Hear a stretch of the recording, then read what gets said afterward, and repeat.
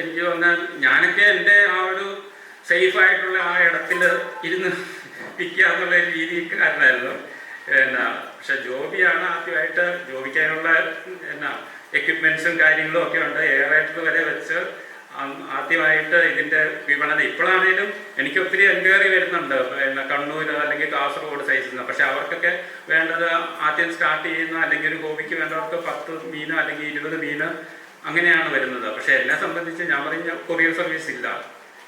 പക്ഷെ ജോബിയെ പോണക്ക് അല്ലെങ്കിൽ ഇങ്ങനെയുള്ള ഒരു കൂട്ടായ്മ ഉണ്ടെങ്കിൽ ഇത് മാർക്കറ്റ് നല്ല രീതിയിൽ ചെയ്യാൻ പറ്റും. ഇതിപ്പോൾ ഞാനായിട്ട് അവിടെ ഒരു 5-6 പേര് കുന്നോന്നിയിൽ തുടങ്ങിയെന്ന് പറഞ്ഞതിൽ ഇപ്പോൾ ഒരു 2-3 പേരേ ഉള്ളൂ. ബാക്കിയുള്ളവരിൽ ഏതാണ്ട് ഉപേക്ഷിച്ച രീതിയിലാണ്. കാരണം അവർക്ക് മടുക്കുന്നത് എന്താണെന്ന് ചോദിച്ചു കഴിഞ്ഞാൽ മാർക്കറ്റ്, അതായത് നമുക്ക് ഒരു സാധനം ഉണ്ടാക്കി കഴിഞ്ഞ് കഴിഞ്ഞാൽ അത് വിൽക്കാൻ ഒരു ബുദ്ധിമുട്ടും ഇല്ലെന്നുണ്ടെങ്കിൽ മാത്രം ആൾക്കാർ വീണ്ടും വീണ്ടും അത് ചെയ്യുള്ളൂ. അല്ലെങ്കിൽ പിന്നെ മടുപ്പാവും, അത് പയ്യെ ശ്രദ്ധയില്ലാതെയാകും, അതങ്ങനെ അങ്ങ് പോവുകയാണ്. അതേസമയം നമ്മൾ എന്തും കാശ് കിട്ടുമെന്നുണ്ടെങ്കിലോ നമുക്കൊരു ഉത്സാഹം വരുള്ളൂ.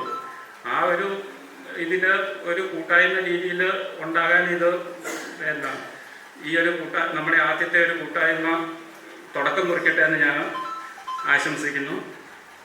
അത് ജോബിയെ പോണക്കുള്ള ആൾക്കാർ ഇനിഷ്യേറ്റീവ് എടുത്ത്, കാരണം ഇപ്പോഴാണേലും നമ്മളിപ്പോൾ ഒരു അക്വേറിയത്തിൽ നിങ്ങൾ അല്ലെങ്കിൽ യാത്ര ചെയ്യുമ്പോൾ ഒരു അക്വേറിയങ്ങളിൽ കയറി ചോദിച്ചു നോക്കിക്കേ, ജൈൻ ഗൗരാമി ഉണ്ടോ?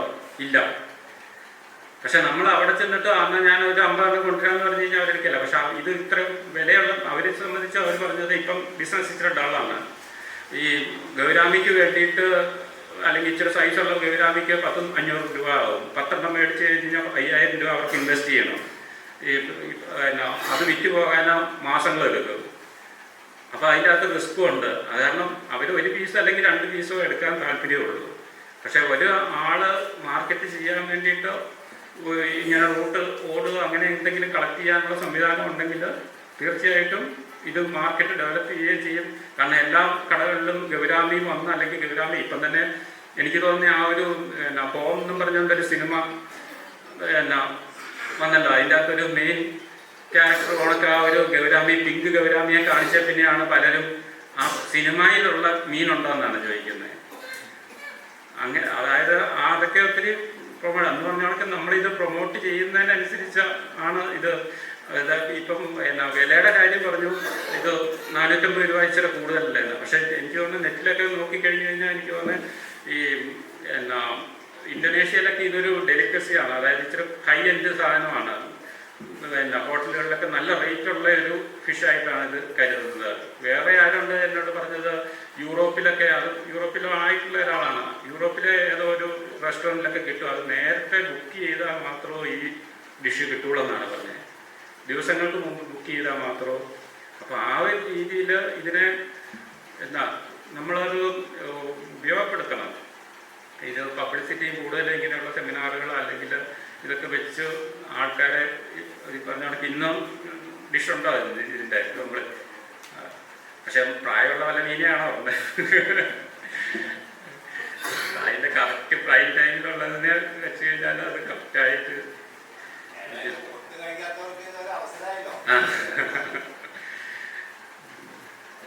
പിന്നെ ഈ അസുഖത്തിൻ്റെ കാര്യം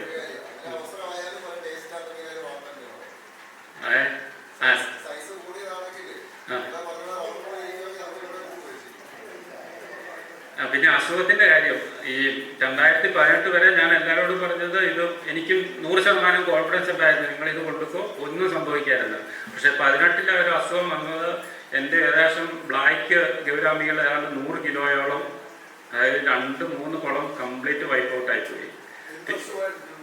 എന്ത് അസുഖമായെന്നുള്ളത് ഇപ്പോഴും അറിയത്തില്ല. അതായത് CMFRIക്കാർ അവരെ അറിയിച്ചു, അവർ വന്ന് സാമ്പിൾ എടുത്തുകൊണ്ട് പോയി. പിന്നെ ഞാൻ ആലുവാപ്പുറയുള്ള ഒരു പ്രൈവറ്റ് ലാബുകാരെ കൊണ്ടുവന്നു, 10,000 രൂപ മുടക്കി അവരും വന്ന് സാമ്പിൾ കൊണ്ടുപോയി. പക്ഷെ 2 പേരും 2 റിസൾട്ടാണ് എനിക്ക് തന്നത്. ഒരാൾ പറഞ്ഞു പാരസൈറ്റാണ്, പ്രൈവറ്റ് ലാബുകാരൻ പറഞ്ഞു മറ്റേ CMFRIയിൽ അവർ പറഞ്ഞത് വൈറസാണ് അതിന്. പക്ഷെ 2 ഇതായി. അപ്പം വൈറസ് ആണേലും മറ്റവരുടെ പാരസൈറ്റ് ആയതാണ്, അവർ വേറെ എന്തോ ഏതാണ്ടൊക്കെ ആഡ് ചെയ്യാനൊക്കെ പറഞ്ഞു. ആ മീനിന്റെ സാമ്പിള്, കാരണം ഇതിങ്ങനെ ഒറ്റയടിക്ക് ചാവുകയല്ല ചെയ്യുന്നത്. എന്നാ ഒരു ഞാൻ പറയാം ആ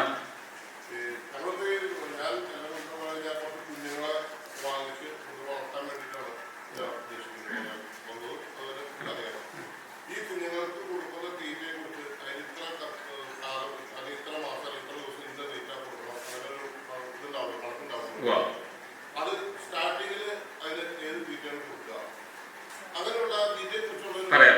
അതാണ് ഇങ്ങനെ ചോദിച്ചാൽ എനിക്ക് പറയാം. അല്ലെങ്കിൽ ഞാൻ ഒത്തിരി വേറെയൊക്കെ പറഞ്ഞു പോയി കഴിയുമ്പോഴേക്കും ഇതിൻ്റെ ബാലൻസ് പോയിട്ട് ഇങ്ങനെ മൂക്ക് കുത്തി നിൽക്കുന്നവർക്ക് വരും. പിന്നെ അതിൻ്റെ സെക്കൻഡറി ആയിട്ട് ഫംഗസും എല്ലാം വന്ന് മീൻ പയ്യെ പയ്യെ. അപ്പോൾ ഒരാഴ്ചത്തേന് എൻ്റെ പണി എന്നും കാലത്തെ കുളത്തിൽ ചെന്ന് നോക്കുക. മീൻ അത് 4-5 കിലോ ഉള്ള വലിയ ബ്രീഡിങ് സാധനങ്ങളാണ്. ഇതിനെ എടുത്ത് വലിയ കുഴി കുതിക്കുക, മൂടിയിടുക. ഒരു 100 കിലോയോളം മീൻ എനിക്ക് പോയി. അത് മാത്രമല്ല ഈ റെഡ് ടൈൽ എന്ന് പറഞ്ഞുകൊണ്ട് ഒരു 7 മീനോളം എനിക്കുണ്ടായിരുന്നു. അത് ബ്രീഡാകാറ് ഏതാണ്ട് ആയതാണ്. കാരണം കേരളത്തിൽ തന്നെ എനിക്ക് തോന്നുന്നത് എനിക്ക് വേറൊരാൾ ഇതിന് ഭയങ്കര ഹോബിയുള്ള ആൾ നിർത്തിയപ്പോൾ എനിക്ക് തന്നതാണ്. ഒരു വർഷം പ്രായമായത്. ഞാനത് 2 വർഷം വളർത്തി. അത് കൂടൊക്കെ ഉണ്ടാക്കി അതിൻ്റെ തുടക്കത്തിൽ ആദ്യം ചില മീനുകൾ കൂടുണ്ടാക്കും, പിന്നെ പൊളിക്കും. അങ്ങനെ ഒരു സ്റ്റാർട്ടിങ് ട്രബിളുണ്ട് ഈ മീനുകൾക്ക്. അപ്പം നമ്മൾ ബ്ലാക്ക് ആണെങ്കിലും ഗൗരാമി ചിലപ്പോൾ ആദ്യമേ തന്നെ കൊണ്ടുപോയി ബ്രീഡ് ആവണമെന്നില്ല. ആദ്യം കൂടുണ്ടാക്കും, പിന്നെ പൊളിക്കും. അങ്ങനെ ഒരു പ്രോസസ്സുണ്ട് ഇതിന്. അപ്പോൾ ആ ഒരു സ്റ്റേജിലായിരുന്ന റെഡ് ടൈൽ 7 എണ്ണം ഉണ്ടായിരുന്നത്. എല്ലാവരും 3 കിലോ ഒക്കെ ഉള്ള നല്ല സൈസാണ്. ഇപ്പോഴും ഈ നെറ്റിലൊക്കെ കാണുന്നത് ഞാനിങ്ങനെ പിടിച്ചുകൊണ്ടിരിക്കുന്ന അതിൻ്റെ ഫോട്ടോയാണ്.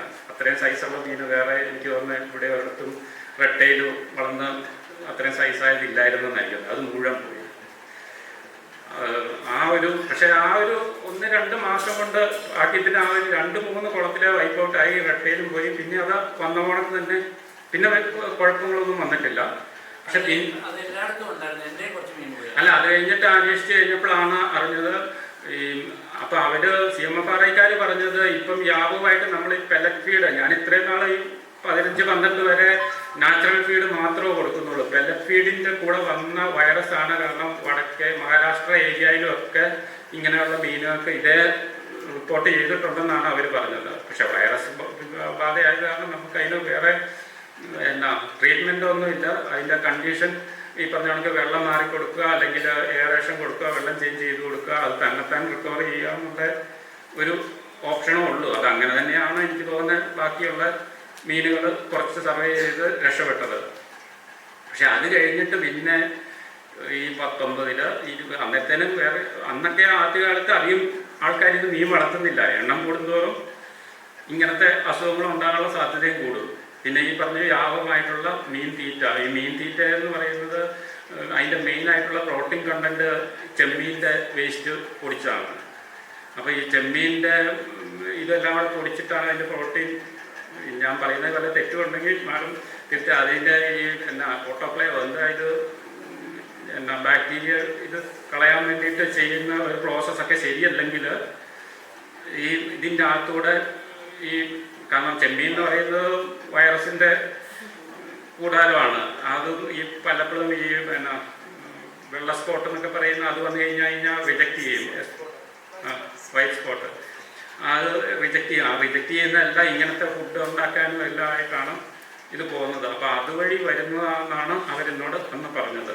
പക്ഷെ എന്തുവാണേലും അത് കഴിഞ്ഞത് പിന്നെ നമ്മുടെ വെള്ളത്തിലെല്ലാം ഇതിൻ്റെ സാന്നിധ്യം ഉണ്ടെന്നാണ് എനിക്ക് തോന്നുന്നത്. കാരണം എപ്പോഴെങ്കിലും മീന് അതിൻ്റെ ആരോഗ്യം ഇച്ചിരി ക്ഷയിക്കുകയോ എന്തെങ്കിലും ഈ പറഞ്ഞ നമുക്ക് വെള്ളത്തിൻ്റെ ക്വാളിറ്റി കുറഞ്ഞു കഴിഞ്ഞാൽ അസുഖങ്ങൾ വരുന്നുണ്ട്. പണ്ടത്തെ പോണക്ക് അത്ര അസുഖം ഇല്ലാത്ത മീനെന്നുള്ള ഒരു അഡ്രസ്സ് ഇപ്പം എനിക്ക് ധൈര്യമായിട്ട് പറയാൻ പറ്റിയല്ല. ഇപ്പം തന്നെ ആണെങ്കിലും കാലാവസ്ഥ ഇങ്ങനെ ഒരു ഭയങ്കര ഫാക്ടറാണ്. അതായത് തണുപ്പ് കൂടിക്കഴിഞ്ഞ് കഴിയുമ്പോൾ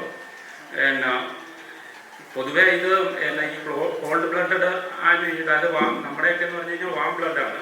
പക്ഷേ മീനോ മത്സ്യങ്ങളോ അങ്ങനെയുള്ളതെല്ലാം കോൾഡ് ബ്ലഡാണ്. അപ്പോൾ കോൾഡ് ബ്ലഡഡ് സാധനങ്ങളെല്ലാം തണുപ്പ് ടെമ്പറേച്ചർ പരിധി കുറഞ്ഞു കഴിഞ്ഞ് കഴിഞ്ഞാൽ എനിക്ക് തോന്നുന്നത് ഇന്നാക്റ്റീവ് ആവും. ഇപ്പം എനിക്ക് തന്നെ ഞാൻ സൂക്ഷിച്ച് നോക്കിക്കഴിയുമ്പോൾ കാണുന്നത് ഈ തണുപ്പ് കൂടുന്ന ഇപ്പോൾ ഒരു കാലാവസ്ഥയാണ്. രാത്രി ഭയങ്കര തണുപ്പും പകൽ ചൂടും. ആ ഒരു കാലാവസ്ഥയെ തീറ്റ ഭയങ്കര മടുപ്പാണ്. തീറ്റ എടുക്കുകയല്ല. അപ്പോൾ അങ്ങനെയുള്ളപ്പോൾ നമ്മൾ കൂടുതൽ തീറ്റയിട്ട് ഈ ഹൈത്തീറ്റയൊക്കെയാണ് കൊടുക്കുന്നതെങ്കിൽ വെള്ളത്തിലോട്ട് ഇട്ട് കഴിഞ്ഞ് കഴിഞ്ഞാൽ വെള്ളം മുഴുവൻ വീണ്ടും മോശമായിട്ട് ഇത് അസുഖങ്ങൾ കൂടാനുള്ള സാധ്യത കൂടും. അതായത് മീനിൻ്റെ ആരോഗ്യം ഇച്ചിരി ക്ഷീണമെന്ന് കണ്ടു കഴിഞ്ഞാൽ ഈ അസുഖങ്ങൾ വരും. മീൻ നല്ല ഹെൽത്തി ആയിട്ടിരിക്കുകയാണെങ്കിൽ സാധാരണ അസുഖങ്ങളൊന്നും വരാറില്ല. അതിന് പറയുന്ന കണക്ക് ഈ ടെമ്പറേച്ചർ ഒരു പ്രധാന ഘടകമാണ്. പിന്നെ ഈ വെള്ളത്തിൻ്റെ ഈ ഗൗരാമ്പി ഏത് വെള്ളത്തിലും സർവൈവ് ചെയ്യും, pH ഒന്നും പ്രശ്നമില്ലെന്ന് പറഞ്ഞു കഴിഞ്ഞാൽ വെള്ളത്തിൻ്റെ ക്വാളിറ്റി ഒരു പരിധി കൂടുതൽ മോശമായി കഴിഞ്ഞു കഴിഞ്ഞാൽ വളർച്ചയും കുറയും, തീറ്റ എടുക്കുന്നതും കുറയുകയും ചെയ്യുന്നുണ്ട്. എന്തോ പ്രളയത്തിൻ്റെ ആ ഒരു സമയത്താണ് വന്നത്. പക്ഷെ പ്രളയം ഇതുമായിട്ട് ബന്ധമുണ്ടെന്ന് എനിക്ക് തോന്നുന്നില്ല. അവരും അങ്ങനെയൊന്നും പറഞ്ഞില്ല. ആ പ്രളയം കഴിഞ്ഞ പിന്നെ നിന്നാണ് നമ്മൾ ഈ ബിഫോർ കോവിഡ് ആഫ്റ്റർ കോവിഡ് എന്ന് പറഞ്ഞ കണക്ക് ഈ അസുഖത്തിൻ്റെ കാര്യത്തിൽ പ്രളയത്തിന് മുമ്പ് എന്നുള്ളതാണ് പറയുന്നത്. പക്ഷേ പ്രളയവുമായിട്ട് ഇതിന് ബന്ധമില്ലെന്നാണ് എനിക്ക് തോന്നുന്നത്. കാരണം ഇതൊരു വൈറൽ ഇൻഫെക്ഷനാണല്ലോ.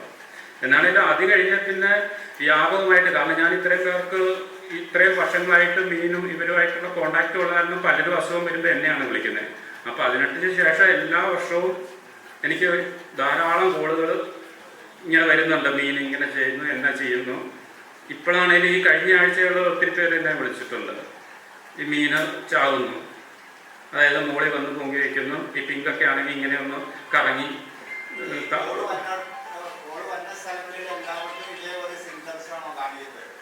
അല്ലല്ല, അതിനകത്ത് പലത് ഇതുമുണ്ട്.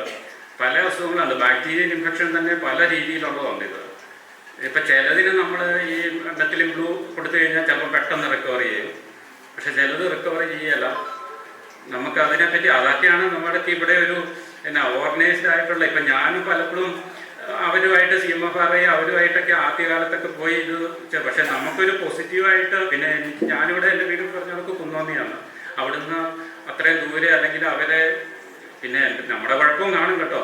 കാരണം തമിഴ്നാട്ടിലൊക്കെ കർഷകരെ ചെന്ന ഉദ്യോഗസ്ഥരെ കൊണ്ട് അത് ചെയ്യിപ്പിക്കും. പക്ഷെ നമ്മളൊന്ന് രണ്ട് പോയി നെഗറ്റീവ് ആകുമ്പോൾ നമ്മൾ സൈഡായി നമ്മുടെ രീതിയിൽ ഉപ്പൊക്കെ ഇട്ട് കൊടുത്ത് ആ ഒരു രീതിയിൽ അങ്ങ് പോവുകയാണ് ചെയ്യുന്നത്. ചിലത് രക്ഷപ്പെടും, ചിലത് രക്ഷപ്പെടുകയല്ല. ആ ഒരു ഇത് വീഡിയോയ്ക്കകത്ത് ചിലപ്പോൾ ഒക്കും ചിലപ്പോൾ ഒക്കെ എന്നുള്ള രീതിയിലാണ് കാര്യങ്ങളൊക്കെ ഇപ്പോൾ കൊണ്ടിരിക്കുന്നത്. ഉണ്ട്. ഡെപ്ത് കൂടിക്കഴിഞ്ഞാൽ തണുപ്പ് കൂടും. അതായത് ശരിക്കും 1.5 മീറ്റർ ആണ് മാക്സിമം പറയുന്നത്. അത് ഏത് മീനിനും അങ്ങനെയാണ്. എനിക്ക് തിലോപ്പിയ വളർത്തുന്നതിനും സർക്കാർ പറയുന്ന 1.5 മീറ്റർ ഡെപ്ത്, പ്രത്യേകിച്ച് പടുതാക്കുളത്തിൽ 1.5 മീറ്ററിൽ കൂടുതൽ താഴ്ച വന്നു കഴിഞ്ഞാൽ തണുപ്പ് കൂടും. തണുപ്പ് കൂടി കഴിഞ്ഞ് കഴിഞ്ഞാൽ ഈ പറയുന്ന കണക്ക് തീറ്റ എടുക്കുന്ന പറയും, വളർച്ച കുറയും. ഇപ്പം ഹൈ റേഞ്ചിലൊക്കെ ആണെങ്കിലും വളർച്ച കുറവ് വ്യത്യാസമുണ്ട്. ഇതിനൊരു 25-30 ഡിഗ്രി ടെമ്പറേച്ചറാണ്. അതായത് നമ്മൾ വെള്ളത്തിൽ കൈയിട്ട് നോക്കിക്കഴിഞ്ഞ് കഴിഞ്ഞാൽ തണുപ്പ് ഫീൽ ചെയ്യാത്ത ഒരു ടെമ്പറേച്ചർ, അല്ലാതെ ചൂടല്ല ഉദ്ദേശിക്കുന്നത്. അതാണ് അതിൻ്റെ ഒരു ഐഡിയൽ ടെമ്പറേച്ചർ. ഇപ്പോഴൊക്കെ നമ്മൾ കാലത്തെ ഞാൻ ഇന്ന് കുളത്തിലൊന്ന് കൈയിട്ട് നോക്കിക്കുക, ഐസ് തണുപ്പാണ് അതിരാവിലെ. അത് പ്രശ്നമാണ്. പടുതാക്കുളത്തിലെ വെള്ളം അങ്ങനെ കംപ്ലീറ്റ് ഒരിക്കലും മാറില്ല. അതായത് ഈ ഒരു ഇളം പച്ച ആൽഗ കളറിൽ കിടക്കുന്നതാണ് ഏറ്റവും നല്ലത്. അതായത് നമ്മൾ വെള്ളത്തിൽ കൈ വെച്ച് നോക്കി കഴിഞ്ഞാൽ ഒരടി വരെ നമ്മുടെ കൈയുടെ ടിപ്പ് കാണാവുന്ന ഒരു ക്ലാരിറ്റി.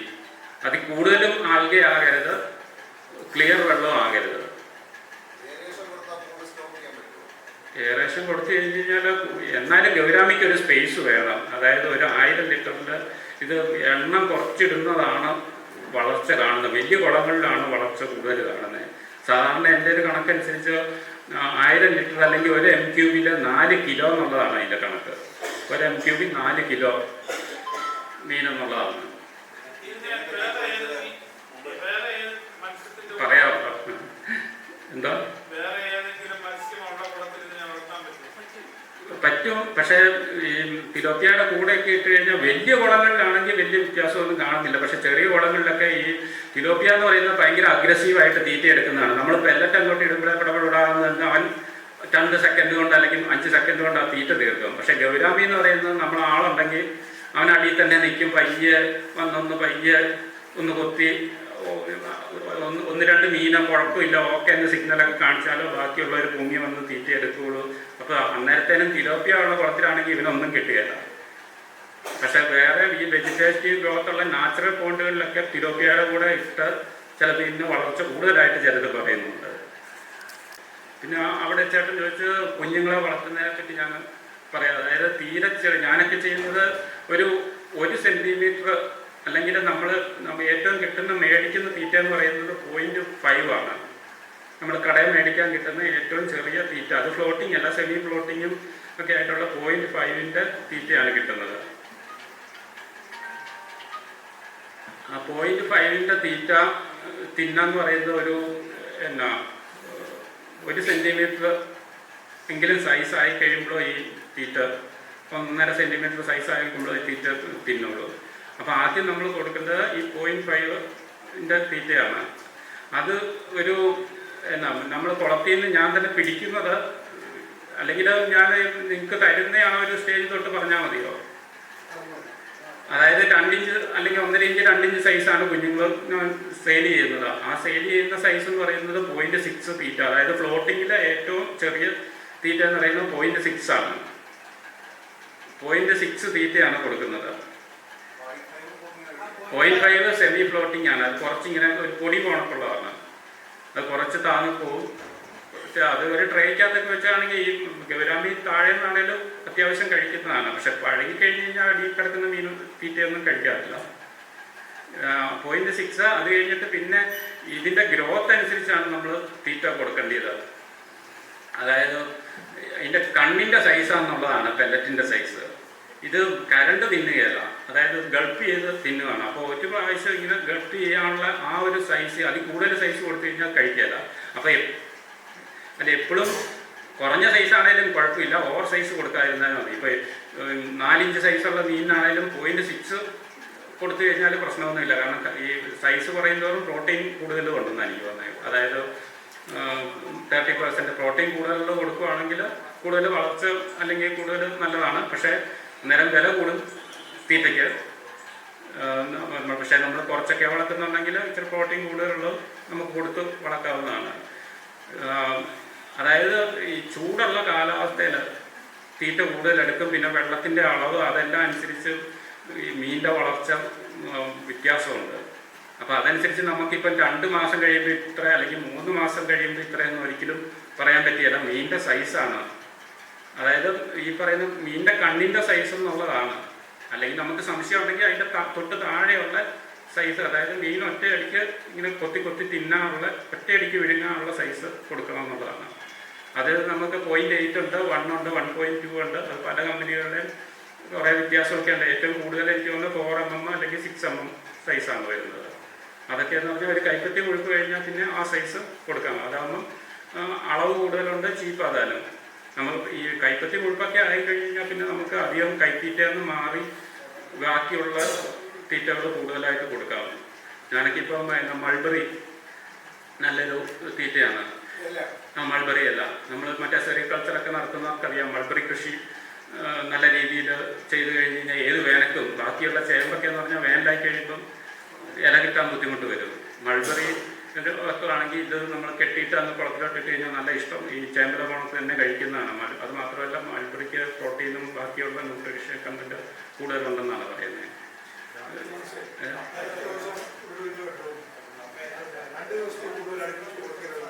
2 ദിവസം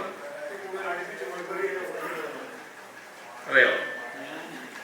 എനിക്ക് അതിനെപ്പറ്റി അറിയത്തില്ല കേട്ടോ. ഞാൻ ഇടയ്ക്കെല്ലാം കൊടുക്കുന്നുണ്ട്. പിന്നെ അതുകൊണ്ട് സപ്ലൈ ഇല്ലാത്ത കാരണം ഇടയ്ക്ക് അതെന്തോ ആണെന്ന് വല്ലതും ഓളുണ്ടാകും. അതാ പറഞ്ഞാൽ ഇങ്ങനെയുള്ള നമുക്കൊരു ഇൻട്രാക്ഷൻ വഴിയോ അറിയത്തുള്ളൂ. ഇപ്പം എന്തെങ്കിലും ഒക്കെ ഉണ്ടെങ്കിൽ ഷെയർ ചെയ്യുക. ഈ വളർത്തുന്നതിനെ പറ്റി ഇനി എന്തെങ്കിലും തീറ്റയുടെ കാര്യത്തിന് സംശയം വല്ലതും ഉണ്ടോ?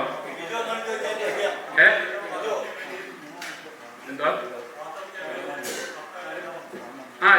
ഇതെല്ലാം ഒരു 1.5 ഇഞ്ച് 2 ഇഞ്ച് ആകുമ്പം തന്നെ ചേമ്പലകളൊക്കെ, ചേമ്പല ഇതിന് വലിയ ഇഷ്ടമാണ്. ചേമ്പലകളൊക്കെ തിന്നും. പക്ഷെ ചേമ്പല ഏറ്റവും മൂത്തത് കൊടുക്കരുത്.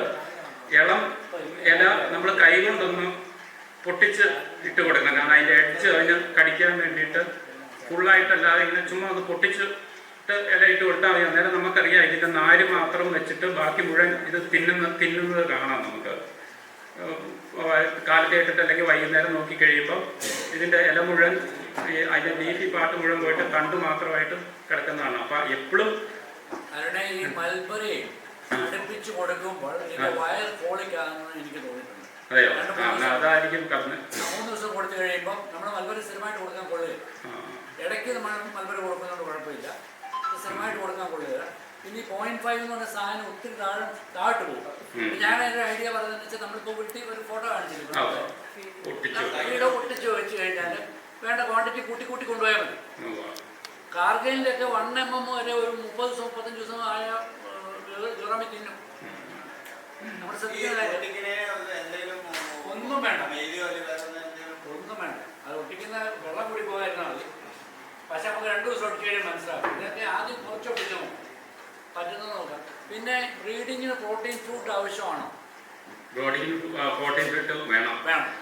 കാരണം ഞാനിപ്പം ഞാൻ നേരത്തെയൊക്കെ ഈ മേടിക്കുന്ന തീറ്റേക്കാളും നല്ലത് അത് വേറൊരു, അതായത് ഗോതമ്പ് തവിടും കടലപ്പിണ്ണാക്കും കൂടെ ആണ് ഏറ്റവും നല്ലതായിട്ട് എനിക്ക് തോന്നിയിരിക്കുന്നത് ഈ ബ്രീഡിങ്ങിന്.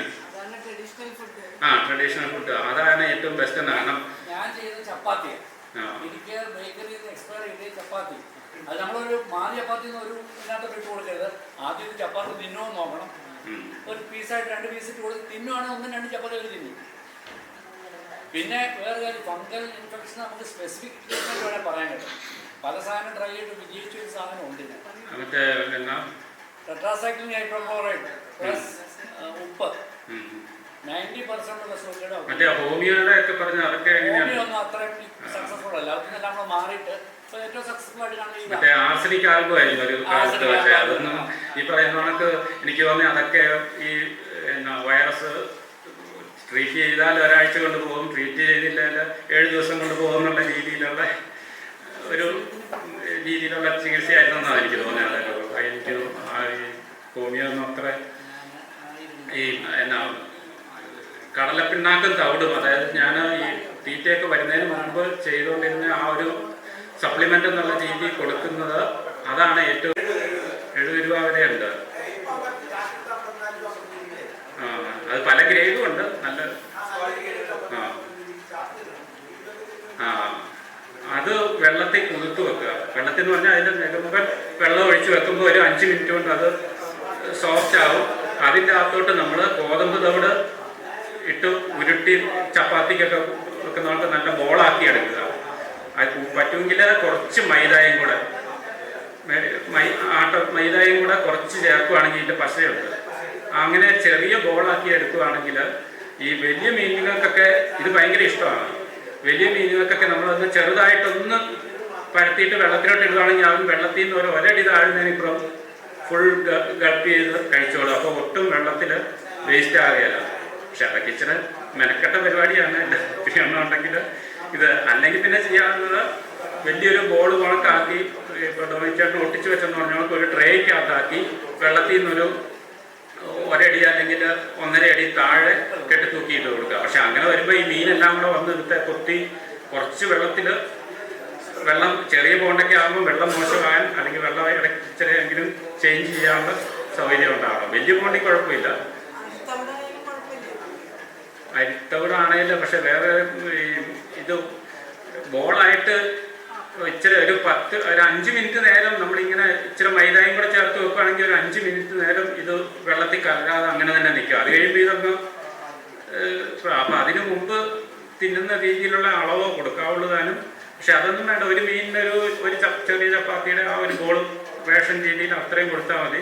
ബ്രീഡിങ്ങിനൊക്കെ അത് ഏറ്റവും നല്ലതായിട്ട് തോന്നി. കാരണം ഞാൻ ആദ്യകാലത്തൊക്കെ ഇത് മെനക്കെട്ട് അങ്ങനെ കൊടുക്കുമായിരുന്നു. അപ്പം നല്ല കൗണ്ടും ഒക്കെ ആയി. ഇപ്പം ഈ പറഞ്ഞ കണക്ക് കുറച്ച് പെല്ലറ്റൊക്കെ സമയമില്ലാത്തപ്പോൾ കുറച്ച് പെല്ലറ്റൊക്കെ ഇട്ടിട്ട് പോകും. പക്ഷെ അതിൻ്റെ മാറ്റം ഇതിൻ്റെ നമ്പറേഷനിൽ വന്നിട്ടുണ്ട്.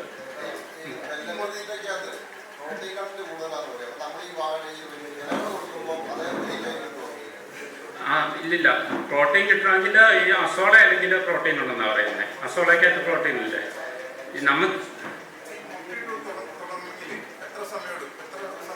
മുട്ടയോ? അതായത് 3-3.5 വർഷമൊക്കെയാണ് ഇത് മച്ചുറാകാൻ വേണ്ടിയത്.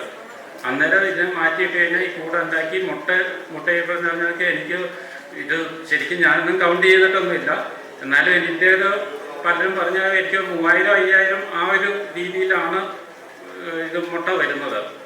ആ മുട്ട എനിക്ക് തോന്നുന്നു 12 മണിക്കൂർ സമയം കൊണ്ട് മുട്ട വിരിയും. 12 അല്ലെങ്കിൽ 24 മണിക്കൂർ സമയം കൊണ്ട് മുട്ട വിരിഞ്ഞ് പക്ഷെ അതിൻ്റെ അകത്തുനിന്ന് പുറത്ത് വരാൻ ഈ കൂടിൻ്റെ അകത്ത് തന്നെ ആയിരിക്കും ഇത്. അതിൻ്റെ യോക്ക് 10-15 ദിവസത്തേക്ക് അതിൻ്റെ ആ യോക്ക് മതി, തീറ്റയൊന്നും വേണ്ട. ഇതിൻ്റെ പുറത്ത് വരാൻ ചില സമയത്ത് 2 ആഴ്ച വരെ സമയം എടുക്കുന്നുണ്ട്. അത് അതിൻ്റെ വെള്ളത്തിലെ ടെമ്പറേച്ചറും ഇതൊക്കെ അനുസരിച്ചാണ്. വെള്ളത്തിൽ ആ ഒരു 25-30 ഡിഗ്രി ടെമ്പറേച്ചറൊക്കെ ഉണ്ടെങ്കിൽ പെട്ടെന്ന് ഇത് പുറത്തോട്ട് വരുന്നതായിട്ട് കാണുന്നുണ്ട് കുഞ്ഞുങ്ങൾ. അല്ലെങ്കിൽ ഒത്തിരി എണ്ണം ഈ ടെമ്പറേച്ചർ തണുപ്പൊരു ഭയങ്കര ഘടകമാണ്. അത് വേനൽക്കാണ് ഏറ്റവും ശരിക്കും പറഞ്ഞു കഴിഞ്ഞാൽ കുഞ്ഞുങ്ങളെ ഹെൽത്തി ആയിട്ടുള്ള കുഞ്ഞുങ്ങളെ ഉൽപ്പാദിപ്പിക്കാൻ നമുക്ക് പറ്റുന്നത്. ഇതിനങ്ങനെ ഒരു ശരിക്കും നാച്ചുറൽ സീസൺ, അതായത് പുതുമഴ പെയ്യുമ്പോൾ മെയ് മാസത്തിൽ പിന്നെ ഒക്ടോബറത്തിൽ ആ മഴ പെയ്യുന്ന ആ ഒരു 2 സീസണാണ് സാധാരണ നാച്ചുറലായിട്ട് നമുക്ക് സീസൺ കിട്ടുന്നത്. പക്ഷേ ഈ ഗൗരാമിക്ക് അങ്ങനെയൊരു ഇതില്ല. നമുക്ക് കൃത്യമായിട്ട് വേണം ഉണ്ടാക്കിയെടുക്കുക. അതായത് ഒരു ഇപ്പോൾ എല്ലാം കൂടെ ഒന്നിച്ച് കിടക്കുന്ന ഒരു കുളത്തിൽ അത് മുട്ടയിടാനുള്ള സാഹചര്യം ഇല്ലല്ലോ. അങ്ങനെയുള്ള ഒരു മീനെ പേരിനെ എടുത്തിട്ട് ഏത് സമയത്ത് കൊണ്ടുപോയും പുതിയൊരു കുളം സെറ്റ് ചെയ്തിട്ട് പുതുവെള്ളം, അതായത് ഇതിൻ്റെ പുതുവെള്ളം ചെല്ലുമ്പോഴാണ് ആദ്യം ബാക്കി സാഹചര്യങ്ങളെല്ലാം ശരിയാണെങ്കിൽ പുതുവെള്ളം കൂടെ ചെന്ന് കഴിയുമ്പോൾ ഇതിൻ്റെ ഹോർമോൺ ചേഞ്ച് വരും, അന്നേരം മുട്ടയിടും എന്നുള്ളതാണ്. ഞാൻ വേനൽക്കാണ് നേരത്തെയൊക്കെ ഡിമാൻഡുണ്ടായിരുന്നപ്പം ഈ ഏറ്റവും കൂടുതൽ കുഞ്ഞുങ്ങളെ ഉണ്ടാക്കിക്കൊണ്ടിരുന്നത്. കാരണം വേനൽക്ക് ടെമ്പറേച്ചർ ഒരു 25-ന് മുകളിലായിരിക്കും. ഈ ടെമ്പറേച്ചർ കൂടി വേറൊരു കാരണം കൂടിയുണ്ട്. ഈ ആൽഗെ, അതായത് പച്ച ആൽഗെ ഈ യോക്ക് കഴിഞ്ഞിട്ട് 12 ദിവസം കഴിഞ്ഞിട്ട് പിന്നെ ഈ 1 സെൻറ്റിമീറ്റർ വരെ അല്ലെങ്കിൽ 1.5 സെൻറ്റിമീറ്റർ നമ്മൾ കൊടുക്കുന്ന ആ ഒരു സമയം വരെയുള്ള തീറ്റ എന്ന് പറയുന്നത് കുളത്തിലെ സ്വാഭാവിക തീറ്റയാണ്. ആ ഒരു തീറ്റ ഈ വേനക്ക് നല്ല പോണക്ക് കാണും. അതേസമയം വർഷകാലത്തൊക്കെ കണ്ടിന്യൂസ് മഴ പെയ്തുകൊണ്ടിരിക്കുന്നവർക്ക് ക്ലിയർ വാട്ടറിൻ്റെ അകത്ത് എക്കോസിസ്റ്റം ഇല്ല. ഇപ്പം തന്നെയാണെങ്കിലും എനിക്ക് 10-20 കുളമുണ്ട്. അത് കാരണം എനിക്കറിയാം ഈ ചില കുളത്തിൽ ഒരിക്കലും ബ്രീഡായിട്ടില്ല. ബ്രീഡായതിൻ്റെ മെയിൻ കാരണം ഒരു മാവ് നിൽപ്പുണ്ട്. ആ മാവിൻ്റെ അടിയിൽ ഷെയ്ഡുള്ള ആ ഒരു കുളത്തിൽ ഞാൻ പല പ്രാവശ്യം മാറ്റിയിട്ട് നോക്കി അവിടെ ബ്രീഡായിട്ടില്ല. ബ്രീഡാകത്തിൻ്റെ മെയിൻ കാരണം തണുപ്പിൻ്റെ വെയിലടിക്കത്തന്നെ മാത്രമല്ല, അതിൻ്റെ അകത്ത് ആ ഒരു ആൽഗയില്ല. ആൽഗയില്ലാത്ത അത് മാത്രമല്ല, ഈ ഇല ദൂഷ്യമുണ്ടോ എന്ന് ചെറുത് വയ്ക്കും. വെള്ളം കറുത്തു പോകും. വെള്ളം ഒരിക്കലും കറുത്തു പോകരുത്. അതായത് ഒരു ലൈറ്റ് ഗ്രീൻ കളറിൽ തന്നെ കിടക്കണം. ഈ കറുത്തു പോയ വെള്ളത്തിൽ കുഞ്ഞുങ്ങൾ സർവൈവ് ചെയ്യല. കാരണം അത് ഡെഡായിട്ടുള്ള വെള്ളമാണ്. നെറ്റിട്ട്, അതായത് വെള്ളത്തിൻ്റെ നമ്മൾ ഇപ്പം ഇലയൊന്നും വീഴാത്ത കുളത്തിലാണെങ്കിൽ നമുക്ക് ആ പച്ച കളർ കിട്ടുമല്ലോ. പക്ഷേ നെറ്റിട്ട് കഴിയുമ്പോൾ വേറൊരു പ്രശ്നമുണ്ട്, വെയിലടിക്കാതിരിക്കും. എങ്ങനെയാണേലും നമ്മൾ വെള്ളത്തിൻ്റെ കളറ് നോക്കുക, അതിൻ്റെ ആ എക്കോസിസ്റ്റം, അതായത് ആ ഗ്രീൻ ആൽഗെ ഉള്ള ഈ പറഞ്ഞ നമുക്ക് കൈ വെച്ച് നോക്കിക്കഴിഞ്ഞ് കഴിഞ്ഞാൽ ഒരടി വരെ ക്ലാരിറ്റി. പക്ഷെ ചില സമയത്ത് വേറെ ഒത്തിരി ആൽഗകൾ കയറി വരും, അതും ശല്യമാണ്. ഡാർക്ക് ഗ്രീനായിട്ടൊക്കെയുള്ള അതൊക്കെ പലരും എന്നെ വിളിച്ച് ചോദിക്കുന്നുണ്ട്, ഇങ്ങനെ പായൽ വന്നു അങ്ങനെ. അതായത് അല്ലെങ്കിൽ ഒത്തിരി സൈസ് ആൽഗകളുണ്ട്. അത് ചില സമയത്ത് ഇതെല്ലാം കൂടെ ഓവർ ഗ്രോത്ത് ആയിട്ട് അതിൻ്റെ ഒരു ടെമ്പറേച്ചറോ അല്ലെങ്കിൽ ഒരു കാലാവസ്ഥ വന്നു കഴിയുമ്പോൾ നമുക്കൊക്കെ ഫ്ലൂ വരുന്നതെന്ന് പറഞ്ഞ കണക്ക് ഈ ആൽഗകളും ഓവർ ഗ്രോത്ത് ചെയ്യും. അങ്ങനെ വന്നു കഴിയുമ്പോൾ ഭയങ്കര തിക്കായിട്ടൊക്കെ ചിലപ്പം നമുക്ക് 4 ഇഞ്ച് പോലും ക്ലാരിറ്റി ഇല്ലാത്ത കണക്ക് ചില പായലൊക്കെ വന്ന് മൂടും. അങ്ങനെ വന്നു കഴിയുമ്പോഴും പ്രശ്നമാണ്. പക്ഷെ അതൊക്കെ കൺട്രോൾ ചെയ്യാന്ന് പറഞ്ഞു കഴിഞ്ഞാൽ എനിക്കതിനെപ്പറ്റി അറിയത്തില്ല. ഞാൻ പിന്നെ കുറേ വെള്ളം അടിച്ച് മാറി. പക്ഷെ അതൊന്നും അന്നേരം ഒന്ന് ക്ലിയർ ആയിരുന്നെങ്കിൽ വീണ്ടും അതേ ഇവിടെ തന്നെ ഗ്രോത്ത് വരുന്നതൊക്കെ ആയിട്ടാണ് കാണുന്നത്. പക്ഷെ ഒരു 1-2 ആഴ്ച അല്ലെങ്കിൽ ഒരു മാസം കഴിയുമ്പോൾ അത് ഓട്ടോമാറ്റിക്കായിട്ട് ചിലത് കറക്റ്റ് ചെയ്ത് വരാറുണ്ട്.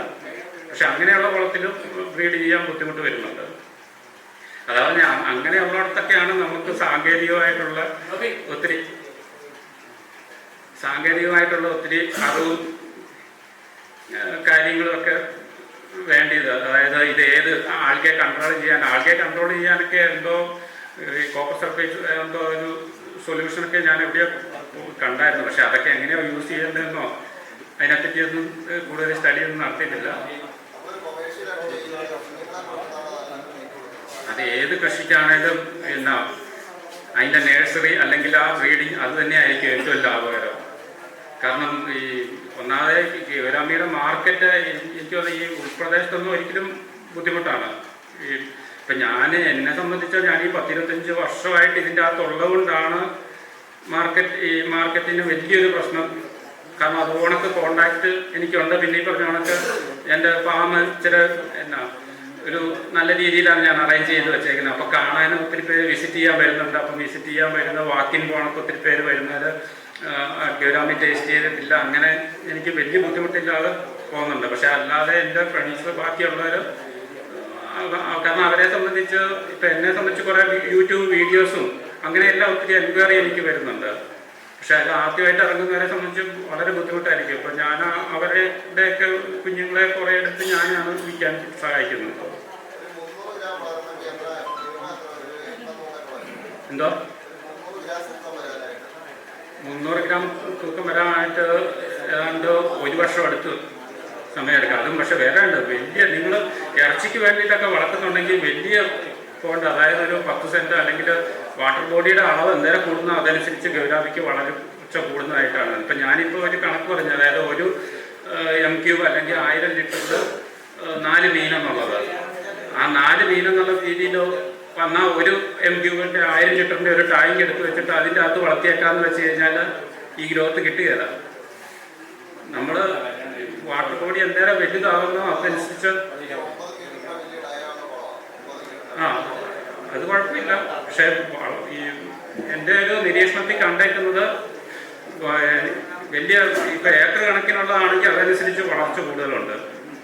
കാരണം ചിലരുടെയൊക്കെ ഗ്രോത്ത് കണ്ടു കഴിഞ്ഞാൽ നമ്മൾ തന്നെ ഒട്ടും വിശ്വസിക്കില്ല. കാരണം എനിക്കത് ചോദിച്ചിട്ട് ചേട്ടൻ പേര് പറഞ്ഞുപോയി.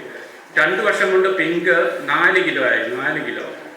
ഞാൻ പറഞ്ഞേ അതൊന്നും ഒരിക്കലും, അതായത് ഞാൻ നിങ്ങളുടെ അടുത്ത് ഞാൻ, പക്ഷേ ഞാൻ കാർഡൊന്നും എഴുതി വെച്ചിട്ടില്ലായിരുന്നു. നിങ്ങളുടെ അടുത്ത് തന്നെയാണ് ഞാൻ കുഞ്ഞിനെ കൊണ്ടുപോയത്.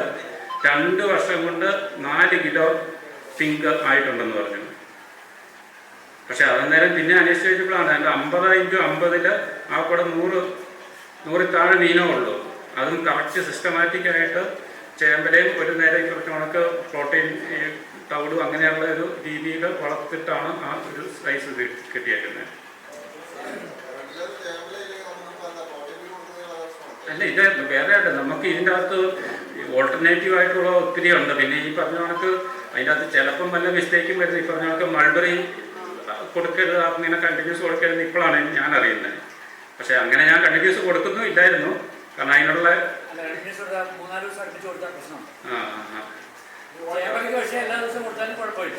അല്ലാതെ എൻ്റെ അറിവിലൊരു 50% ഇലകളും ഈ ഗൗരാമി കഴിക്കും. അതായത് ഈ ചീര ഐറ്റംസ് എല്ലാം ഉണ്ട്. പിന്നെ ഈ വള്ളി, തോട്ടപ്പയർ, ഇതെല്ലാവരും കൈപ്പത്തി മുഴുപ്പായി കഴിഞ്ഞ് കഴിഞ്ഞാൽ പിന്നെ നമുക്ക് എല്ലാ പരീക്ഷണവും നടത്താം. പിന്നെ ഈ ഡിസൈനുള്ള ഒരു സൈസ് ചേർന്നുണ്ടല്ലോ, ഈ വെള്ള പുള്ളിയല്ല, അത് ഭയങ്കര വിഷമാണ്. അതൊന്നും കൊടുത്തേക്കില്ല.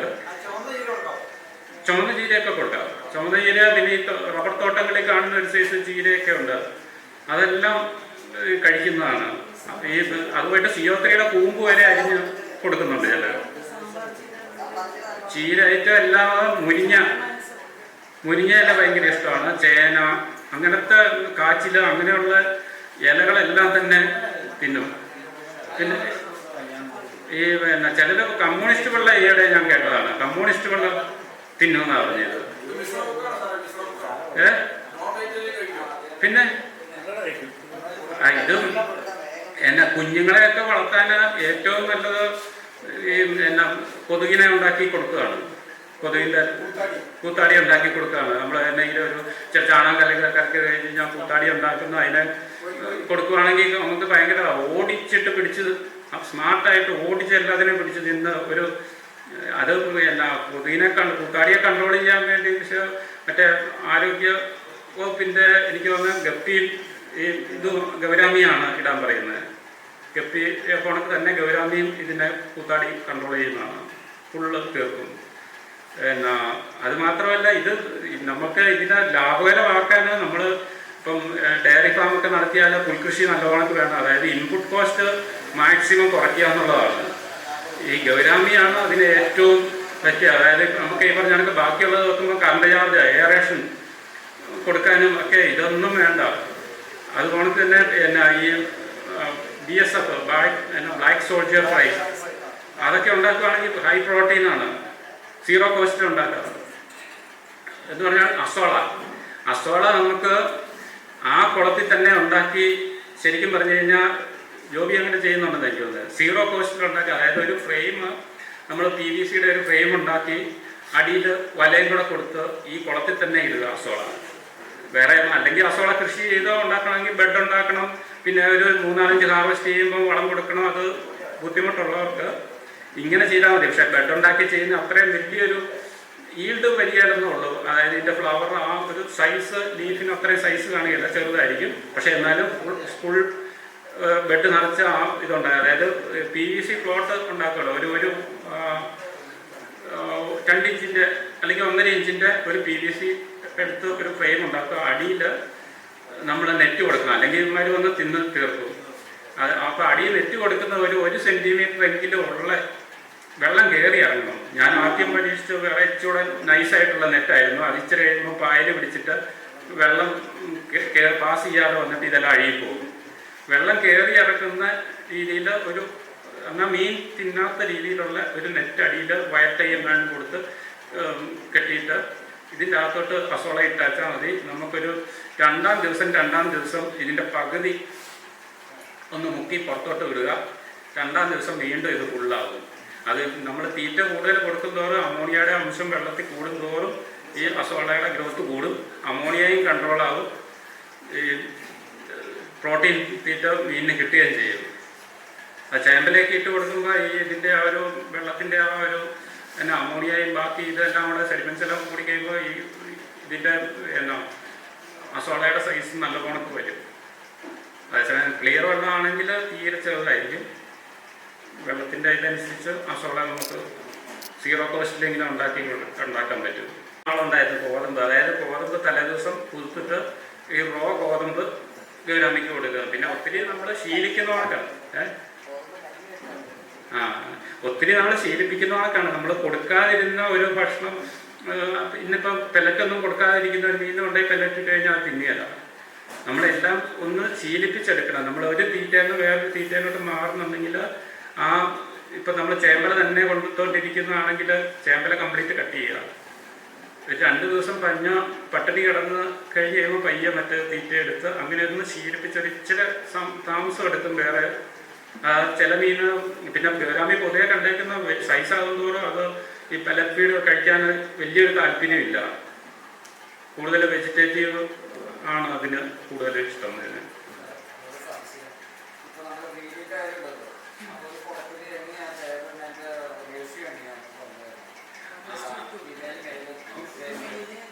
ചെറിയ കുളമൊക്കെ ആണെങ്കിൽ, അതായത് മിനിമം ഒരു 4 മീറ്റർ റൗണ്ട് ആണെങ്കിൽ 4 മീറ്ററെങ്കിലും ഡയാമീറ്ററുള്ള ഒരു പോണ്ട് വരെ ബ്രീഡ് ആവുന്നുണ്ട്. 4 മീറ്റർ. അത് എനിക്ക് തോന്നുന്നത്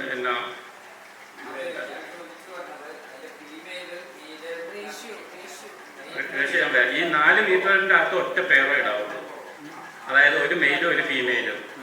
അതേസമയം ഇച്ചിരി സ്പേസ് ഉള്ള, അതായത് ഇപ്പോൾ നമുക്കൊരു 12-10 അങ്ങനെയുള്ള ഇച്ചിരി സ്പേസ് ഉള്ള ഒരു റെക്ടാങ്കുലർ പോണ്ടിലൊക്കെ ആണെങ്കിൽ, അല്ലെങ്കിൽ 5 മീറ്ററുള്ള ഇച്ചിരി വലിയ പോണ്ടിലാണെങ്കിൽ ഒരു മെയിലിന് 2 ഫീമെയിലും ആകാം. ഫീമെയിൽ കൂടിയത് കൊണ്ട് കുഴപ്പമില്ല.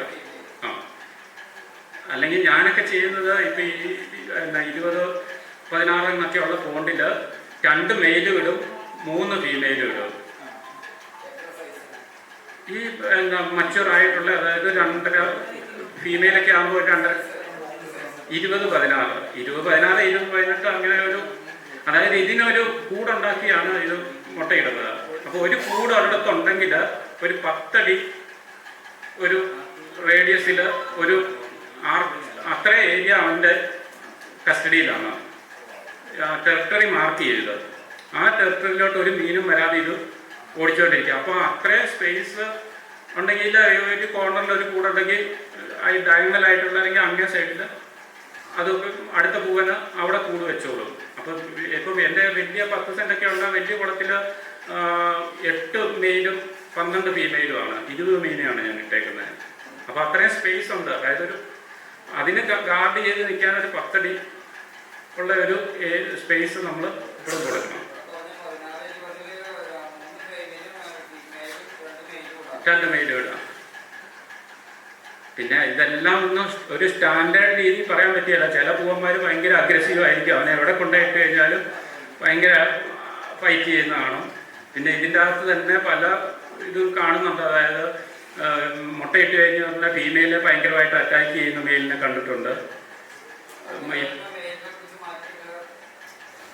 ശരിക്കും പറഞ്ഞു കഴിഞ്ഞാൽ ബ്രീഡായി കഴിയുമ്പോൾ ഉടനെ തന്നെ ഈ മെയിലിനെയും ഫീമെയിലിനെയും ആ കുളത്തിൽ നിന്ന് മാറ്റുവാണെങ്കിൽ നമുക്ക് നല്ല രീതിയിലുള്ള കുഞ്ഞുങ്ങളുടെ എണ്ണം കിട്ടും.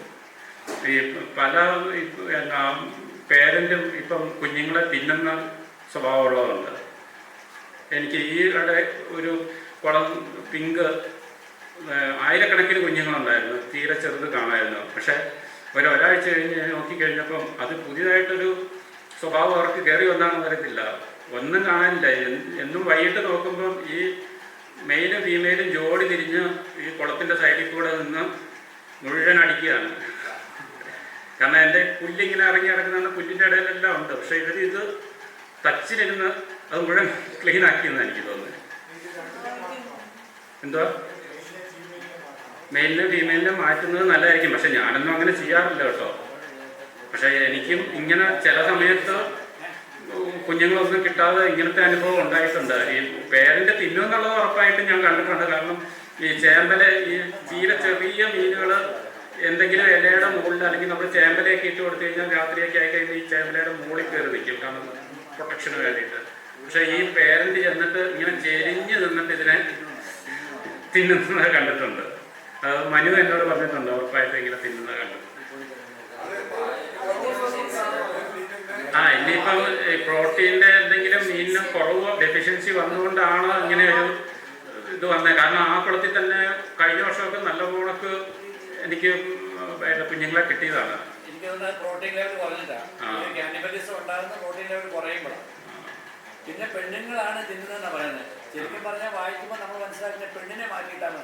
പക്ഷെ അതിന് പിടിക്കുക എന്നുള്ള പോസിബിൾ ആയിട്ടുള്ള കാര്യമല്ല. പിങ്കിനൊക്കെ മെയിലും ഫീമെയിലും ഈ പറഞ്ഞ ബ്ലാക്കിന് നമുക്ക് ആ കളർ നോക്കി പിടിച്ചെടുക്കാൻ ബുദ്ധിമുട്ടാണ്. അതെ അതെ. പക്ഷെ എന്തുവാ ഇല്ല ഇതിൻ്റെ അകത്ത് ആ കൂടെ വളർത്താൻ പറ്റുന്നത് കാർപ്പൈറ്റമാണ്. കാർപ്പൈറ്റ് ഇതുമായിട്ട് നല്ല പോണക്ക് സിങ്ക്രണൈസ് ചെയ്ത് പോകുന്ന ഒരു മത്സ്യമാണ്. കാരണം കാർപ്പ് ഇതിൻ്റെ കാഷ്ടം വരെ കഴിക്കും. കാരണം നമ്മൾ ചേമ്പലേക്ക് കൊടുത്തു കഴിഞ്ഞാൽ കാണാം ഇതിൻ്റെ കാഷ്ടം നല്ല കൂട്ടുകുറ്റി ഓണക്ക് ഇങ്ങനെ വെള്ളത്തിലോട്ടിങ്ങ് വരും. ആ സാധനം വരെ കഴിക്കുന്ന കാർപ്പ്, അതായത് ഈ ഗോൾഡ് കാർപ്പ് എന്നൊക്കെ പറയുന്ന മറ്റേ ഇടുക്കി ഡാമിലൊക്കെ ഡാം ഗോൾഡ് എന്നൊക്കെ പറയുന്ന കോയി കാർപ്പൊക്കെ പിന്നെ കഴിക്കാൻ കഴിച്ചോ? അത് തന്നെ. അതായത് കാർപ്പൈറ്റോ ഏത് ഇതിൻ്റെ കൂടെ ഓക്കെയാണ്. പക്ഷെ നമുക്ക് ഭക്ഷ്യയോഗ്യമായിട്ടുള്ള കാർപ്പൈറ്റോ എനിക്ക് തോന്നുന്നത് ഈ ഡാം ഗോൾഡൊക്കെയാണ് ഏറ്റവും ബെസ്റ്റ്. 10-70 കിലോ ആകുമ്പോൾ ഷട്ടർ തുറക്കുമ്പോൾ വലിയ സാധനം അറിയാം അത്. പക്ഷേ ഇതിൻ്റെ അകത്തിട്ട് കഴിഞ്ഞ് കഴിഞ്ഞാൽ ഒരു വർഷം കൊണ്ട് ഒരു 1/2 കിലോ 3/4 കിലോ ഒക്കെ ആ ഒരു കുളത്തിൻ്റെ സൈസ് അനുസരിച്ചാകും. നമ്മൾ വേറെ സ്പെഷ്യൽ തീറ്റയൊന്നും ഇതിന് കൊടുക്കണ്ട. കാരണം ഇതിന് ഈ അടിക്കൂടി വേസ്റ്റ് മുഴുവൻ ക്ലീനാക്കി നടന്നോളും. കാരണം ഇത് എനിക്കൊരു അനുഭവം കൂടെയുണ്ട്. കാരണം കുറേ വർഷങ്ങൾക്ക് മുമ്പ് ഞങ്ങൾക്ക് അവിടെ പെഡസ്ട്രിയൻ എന്ന് പറഞ്ഞുകൊണ്ടൊരു കൂട്ടായ്മ ഉണ്ടായിരുന്നു. ഞങ്ങൾ ഈ മീന അല്ലെങ്കിൽ പ്രകൃതി ഒക്കെ സംരക്ഷിക്കാൻ വേണ്ടിയിട്ടൊരു സംഘടന എന്നുള്ള രീതിയിൽ സമാന മനസ്സിലായിട്ടുള്ളൊരു 3-4-5 അന്ന് ചെറുപ്പമായിരുന്നു, 10-30 വയസ്സുള്ളപ്പോൾ പെഡസ്ട്രിയൻ പൂഞ്ഞാറെന്ന് പറഞ്ഞ സംഘടന ഞങ്ങളാണ് ആദ്യമായിട്ട് ഇവിടെ ഈ ബയോഫ്ലോക്കൊക്കെ വരുന്നതിന് മുമ്പ് തന്നെ ഈ റൗണ്ട് പോണ്ട് ഈ അടിയിൽ നിന്ന് പിന്നെ വെള്ളം കളയാൻ വേണ്ടിയിട്ടുള്ള രീതിയിൽ നൈലോൺ ഷീറ്റ് കൊണ്ടൊക്കെ ആദ്യമായിട്ട് ഉണ്ടാക്കിയെടുക്കുന്നത് ഞങ്ങളാണ്. അപ്പോൾ അന്ന് ഈ അഗ്രികൾച്ചർ ഓഫീസർ ഇത് കണ്ടിട്ട് കോട്ടയത്തിൻ്റെ ഡയറക്ടർ അവർ ഞങ്ങളെ പിന്നെ വൈഗ ഫെസ്റ്റ് ഉണ്ടല്ലോ മറ്റേ തൃശ്ശൂരായിരുന്നു.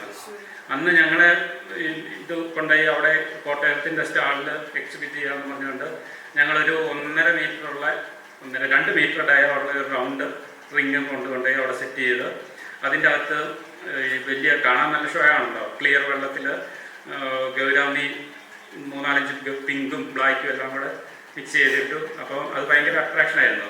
അപ്പോൾ അതിൻ്റെ കൂടെ പിന്നെ എൻ്റെ ഫ്രണ്ട് മനുവിന് കുറേ സിൽവർ കാർപ്പും ഗോൾഡ് കാർപ്പും ഉണ്ടായിരുന്നു. ഒരു ഭംഗിക്ക് അതും കൂടെ അതിൻ്റെ കൂടെ ഇട്ടു.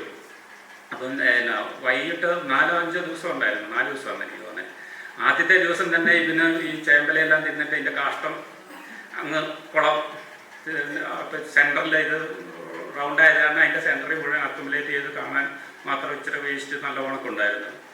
അത് പിന്നെ ഒരു നേരം എടുത്ത് നോക്കിക്കഴിഞ്ഞപ്പം കുളം നല്ല ക്ലീൻ ആയിട്ടിരിക്കുന്നു. നോക്കി കഴിഞ്ഞപ്പം ആണ് മനസ്സിലായത് ഈ കാർപ്പ് ഇത് മുഴുവൻ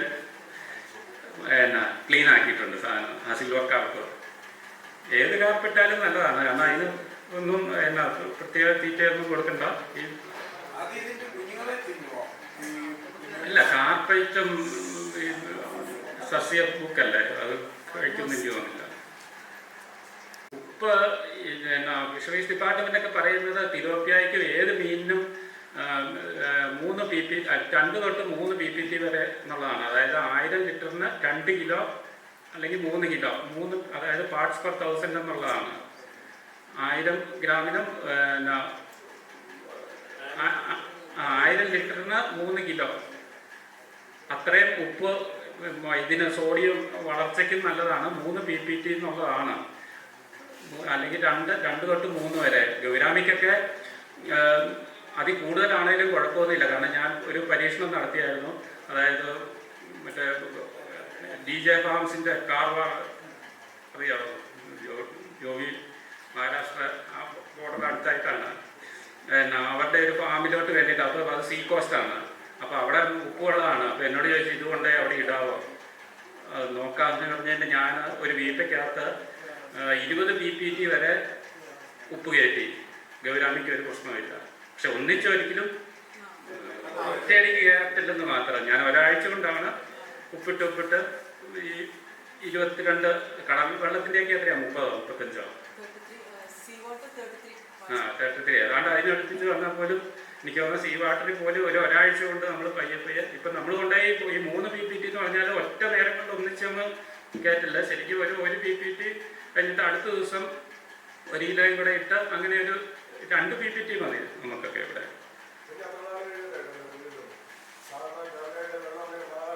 അല്ല അതായത് നമ്മളെപ്പോഴെങ്കിലും വെള്ളം മാറുന്ന അല്ലെങ്കിൽ ഇതിൻ്റെ ഉപ്പിൻ്റെ അളവ് കുറവ് ഉണ്ടെന്ന് തോന്നുമ്പോൾ മാത്രം. ഇപ്പം നമ്മൾ മഴ പെയ്യുന്നുണ്ട്, വർഷകാലത്ത് നല്ല കണക്ക് മഴ പെയ്യുമ്പോൾ നമ്മൾ ഈ നല്ല മഴക്കാലത്തൊക്കെ ഒരു 1-2 പാക്കറ്റ് പൊട്ടിച്ച് നമ്മൾ ഈ കറക്റ്റ് കണക്കൊന്നും നോക്കണ്ട. പക്ഷേ ഉപ്പ് ഇച്ചിരി കൂടിപ്പോയാലും ഒന്നും കുഴപ്പമില്ല, ഉപ്പ് കൊടുക്കാം നമുക്ക്. എന്താ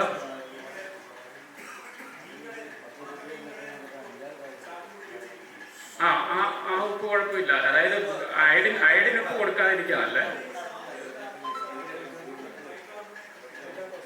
സോഡിയം ബൈകാർബണേറ്റ് pH കറക്റ്റ് ആക്കാൻ കാര്യമല്ലേ പറഞ്ഞത്.